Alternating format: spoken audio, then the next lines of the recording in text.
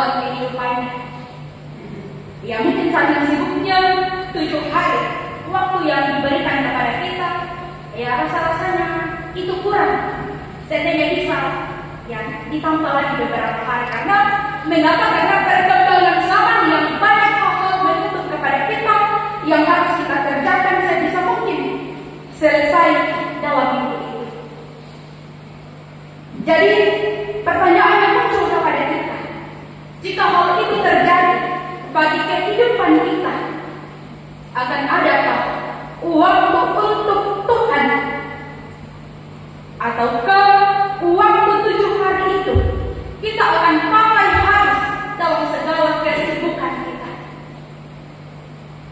Dalam bacaan kita pada saat ini, Imamat pasal 23 ayat yang pertama hingga ayat yang ke-8, Musa dipakai Tuhan untuk menyampaikan perintah bagi umat mengenai ibadah. Pertama, bahwa ada waktu yang Tuhan telah tetapkan serta wajib diikuti oleh umat. Yang kedua, bahwa ibadah yang ditetapkan Allah ialah kesempatan bagi umat untuk menguduskan diri, yang dalam bacaan kita disebut pertemuan kudus. Ya, pada hari itu seorang tidak boleh mengerjakan ya pekerjaan yang berat dalam bacaan kita. Orang pada saat itu tidak boleh melakukan pekerjaan. Namun dengan berkembangnya zaman, dengan banyaknya tuntutan, dengan banyaknya kegiatan, dengan banyaknya kesibukan, kita mulai menawar-nawar. Kita mulai mengatakan, ya tidak apa-apa bekerja di hari Minggu, asalkan sudah ibadah. Kalau hal demikian dilakukan, ya saya kira masih dalam kategori aman.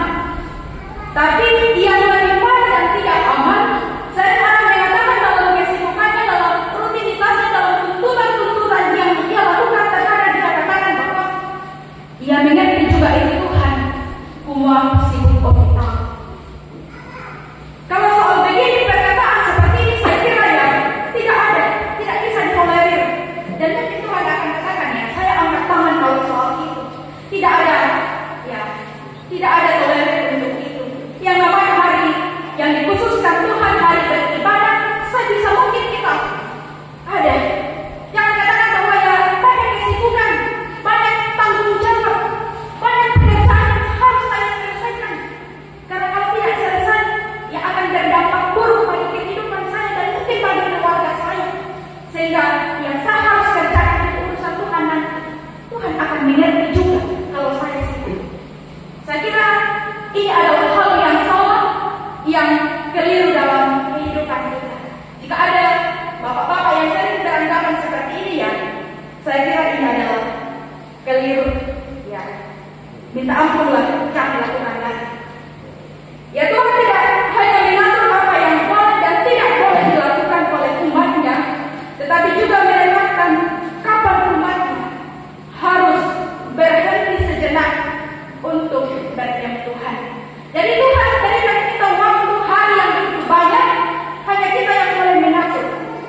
Kita harus mengatur bahwa setiap hari saya akan pakai untuk pekerjaan, untuk kesibukan saya. Tetapi hari yang ini saya harus pakai untuk datang kepada Tuhan. Sehingga dengan begitu selalu ada waktu, khususnya kaum bapak, untuk datang kepada Tuhan.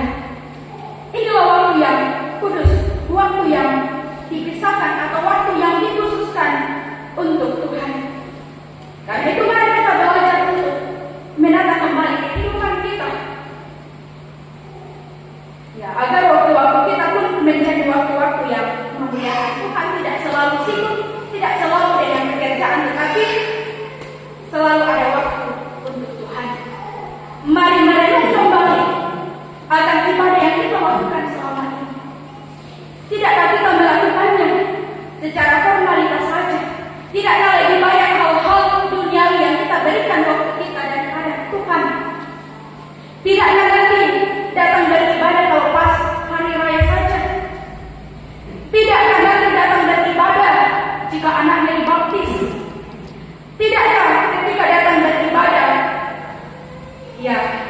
hanya memikirkan pekerjaan. Ai sawitku itu terlalu tua, untuk tidur seharusnya tanggal ini. Dosanya tadi karena hari Minggu.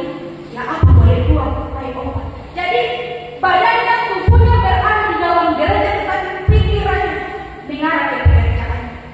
Ai sebenarnya itu bibit coklat sudah bisa ditanam, tetapi karena sibuk ini kaum bapak pas saya harus berhenti.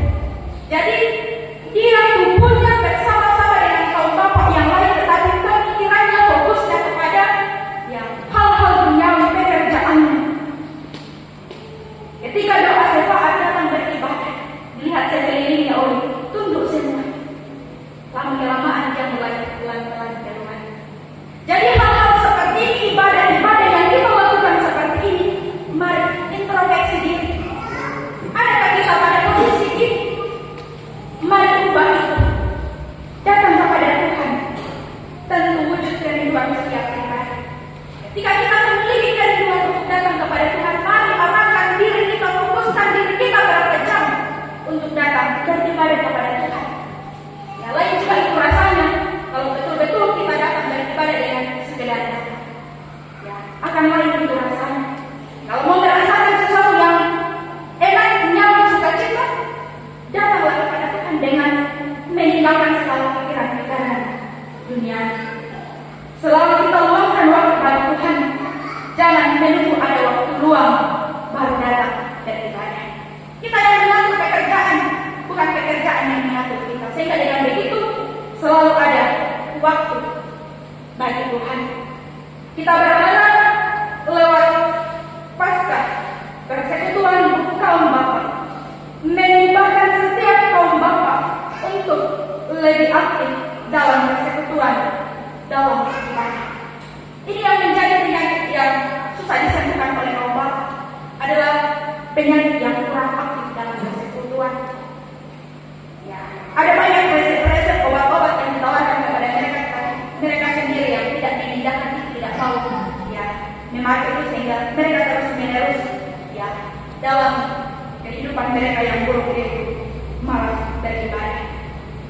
Biarlah dalam perayaan Paskah tidak sekedar kita rayakan, tidak sekedar berkemah, tetapi mampu mengubahkan setiap kaum bapak untuk terus berbenah diri sebagai wujud syukur dan terima kasih mereka atas pengorbanan dan kebangkitan Kristus. Dalam Yosua 24 ayat yang ke-13, bagian B itu dikatakan, Yosua mengatakan, tetapi aku dan seisi rumahku, kami akan beribadah kepada Tuhan.